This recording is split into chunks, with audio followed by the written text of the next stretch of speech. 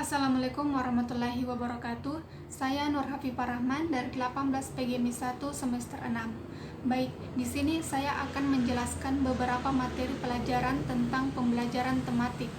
Yang pertama, pembelajaran tematik.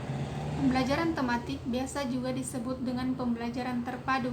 Artinya suatu konsep yang melibatkan beberapa mata pelajaran.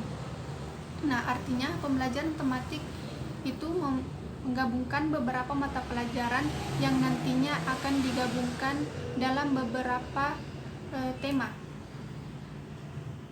Selanjutnya, tujuan utama dalam pembelajaran tematik yaitu memberikan pengalaman bermakna bagi anak-anak. Artinya, kita sebagai guru harus memberikan materi kepada anak-anak yang mudah untuk dipahami agar anak tersebut bisa selalu mengingat kembali apa yang sudah kita ajarkan kepada anak tersebut. Nah, selanjutnya pengertian tema.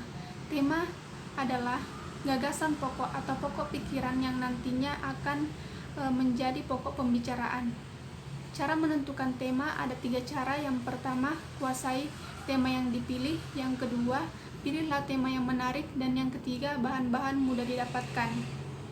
Nah, adapun tujuan pembelajaran tematik, yang pertama, menyatukan isi kurikulum. Yang kedua, memperkaya perbendaharaan kata anak. Yang ketiga, menarik minat anak. Yang keempat, mampu mengenal konsep secara jelas. Yang kelima, memudahkan anak memusatkan perhatian.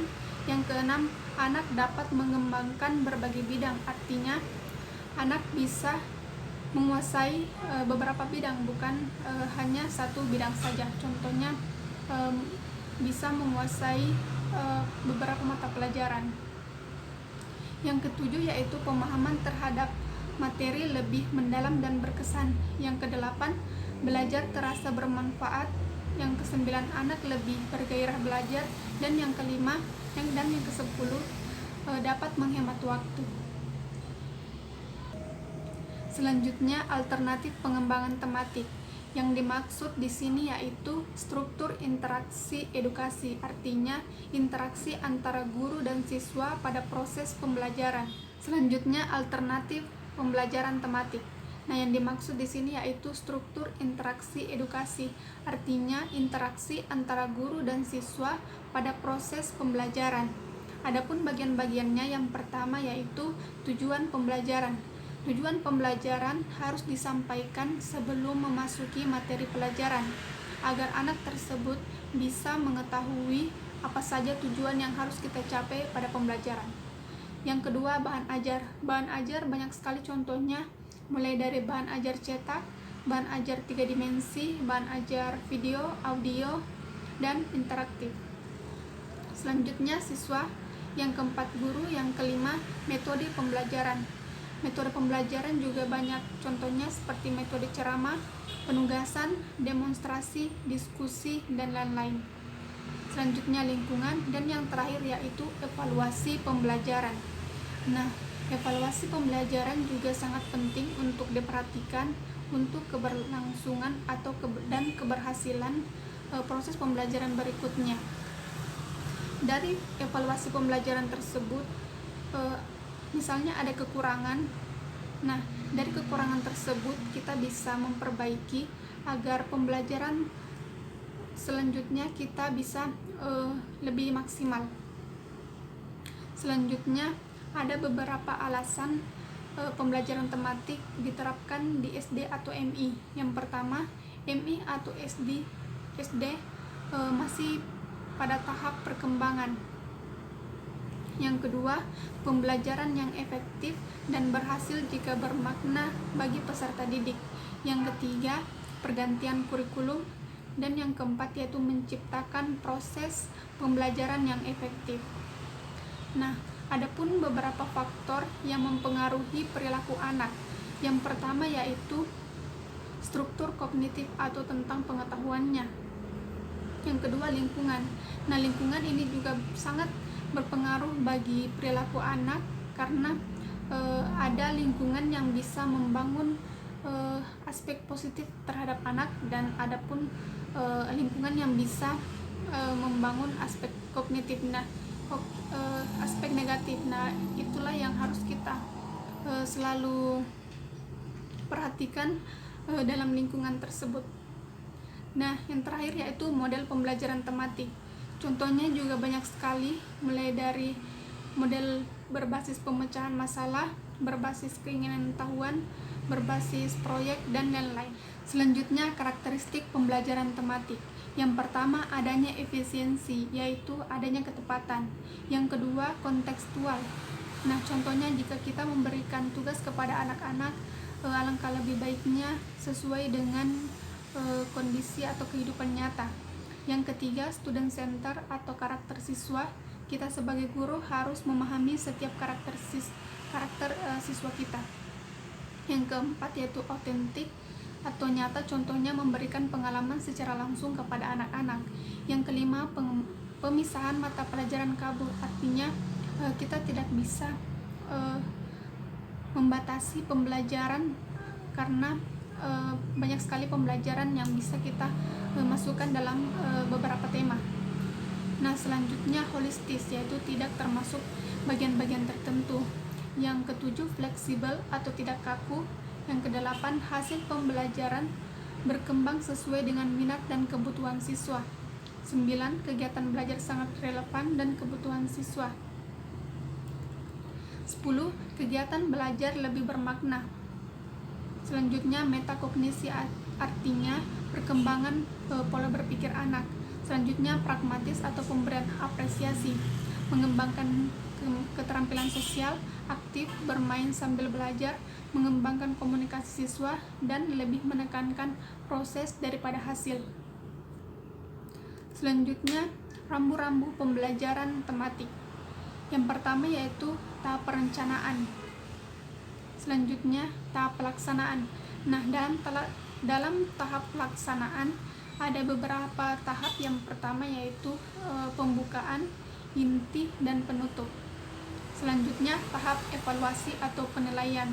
Ada 2 cara, yaitu yang pertama penilaian terhadap proses kegiatan, dan yang kedua yaitu penilaian hasil kegiatan. Nah, penilaian di sini diharapkan guru dapat mengetahui pencapaian indikator, memperoleh umpan balik, memperoleh gambaran yang jelas, dan menjadikan acuan dalam menentukan rencana. Selanjutnya, pengembangan bahan ajar tematik. Yang pertama, sifat bahan ajar tematik, yaitu terbagi menjadi atas 2 bagian, yaitu bahan ajar dependen dan bahan ajar independen. Bahan ajar dependen yaitu bahan ajar yang dikaitkan antara satu dengan yang lainnya. Nah, sedangkan bahan ajar independen yaitu bahan ajar yang berdiri sendiri. Nah, adapun panduan pengembangan bahan ajar terbagi menjadi atas 3. Yang pertama, menganalisis kebutuhan bahan ajar. Yang kedua, memilih sumber belajar, dan yang ketiga, menyusun peta bahan ajar. Nah, adapun kriteria jaringan tema, yang pertama simple, artinya mudah. Yang kedua, sinkron, artinya seimbang. Yang ketiga, logis, artinya masuk akal. Yang keempat, mudah dipahami. Dan yang kelima, terpadu atau menyatu. Nah, bahan ajar ini juga harus memiliki 3 aspek, yaitu kreatif, inovatif, dan menarik. Nah, materi selanjutnya yaitu tentang bahan ajar. Ada beberapa macam. Yang pertama, bahan ajar cetak. Bahan ajar cetak yaitu bahan ajar yang cara penyampaian informasinya tercantum dalam sebuah kertas. Nah, contohnya yaitu seperti buku, majalah, koran, LKS, gambar, foto, dan lain-lain. Selanjutnya, media pembelajaran 3 dimensi, yaitu media yang tampilannya dapat diamati dari arah pandang mana saja dan mempunyai dimensi panjang, lebar, dan tinggi. Nah, adapun beberapa karakteristik media 3 dimensi. Yang pertama, penggunaannya praktis dan tidak memerlukan banyak proses. Yang kedua, menyajikan materi secara terpadu. Yang ketiga, melibatkan siswa dalam penggunaannya. Yang keempat, penyampaian materi dapat dilakukan secara serentak. Dan yang terakhir yaitu mengatasi ruang, waktu, dan indera. Nah, adapun jenis-jenis media 3 dimensi, yang pertama yaitu model padat. Contohnya boneka, bendera, bola, anatomi manusia. Yang kedua, model penampang. Model ini berguna untuk mata pelajaran biologi karena berfungsi untuk mengganti objek sesungguhnya. Nah, selanjutnya model kerja. Model yang memperlihatkan bagian luar dari objek asli. Nah, yang terakhir yaitu model susun. Contoh anatomi manusia dari binatang seperti mata, telinga, jantung, tengkorak, dan otak. Selanjutnya media pembelajaran video, yaitu media pembelajaran yang menyampaikan informasinya dalam bentuk rekaman. Nah, selanjutnya media pembelajaran audio, yaitu media pembelajaran yang hanya terdapat suara. Nah, salah satu manfaat bahan ajar video yaitu melatih indera pendengaran. Nah, contohnya yaitu gramafon, radio, CD, dan lain-lain. Selanjutnya, bahan ajar interaktif. Bahan ajar interaktif adalah kombinasi dari dua atau lebih media, yaitu contohnya audio, video, gambar, dan lain-lain. Nah, adapun komponen bahan ajar interaktif yang pertama judul, yang kedua petunjuk belajar, yang ketiga kompetensi dasar, yang keempat informasi pendukung, yang kelima latihan, yang keenam langkah kerja, yang ketujuh penilaian. Nah, fungsi bahan ajar interaktif yaitu untuk membangun komunikasi antara guru dengan siswa. Selanjutnya, karakteristik bahan ajar interaktif. Yang pertama, dapat belajar mandiri. Yang kedua, bersifat lengkap. Yang ketiga, stand alone atau berdiri sendiri. Yang keempat, adaptif atau menyesuaikan. Dan yang terakhir yaitu mudah digunakan. Nah, selanjutnya materi yang terakhir yaitu pembuatan rencana pelaksanaan pembelajaran. Adapun strukturnya yang pertama yaitu identitas. Identitas meliputi nama sekolah, kelas, semester, tema, subtema, dan alokasi waktu. Selanjutnya kompetensi inti.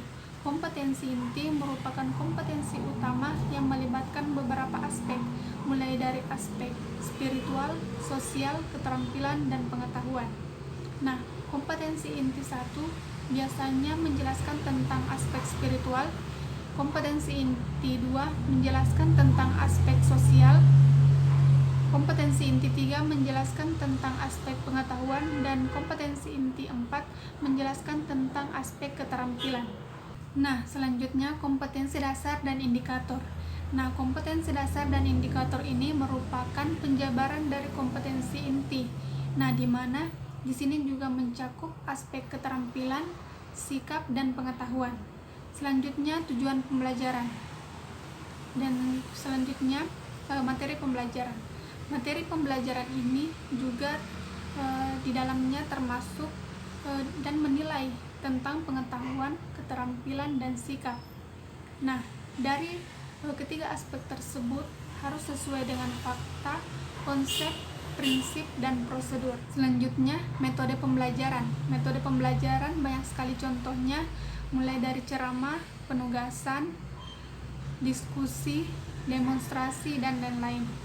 Langkah selanjutnya yaitu alat dan sumber belajar. Contohnya kita bisa menggunakan bahan ajar media video, audio, interaktif, dan sumber pembelajarannya bisa berupa buku cetak, majalah, koran, dan lain-lain. Selanjutnya, langkah-langkah pembelajaran. Langkah-langkah pembelajaran terbagi menjadi atas 3 cara. Yang pertama yaitu pembukaan, inti, dan penutup. Selanjutnya, penilaian. Nah, penilaian biasa juga disebut dengan evaluasi pembelajaran.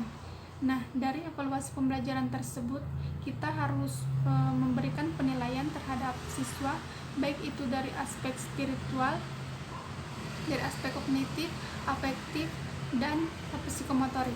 Baik, itulah materi yang sempat saya jelaskan. Lebih dan kurangnya mohon dimaafkan. Wassalamualaikum warahmatullahi wabarakatuh.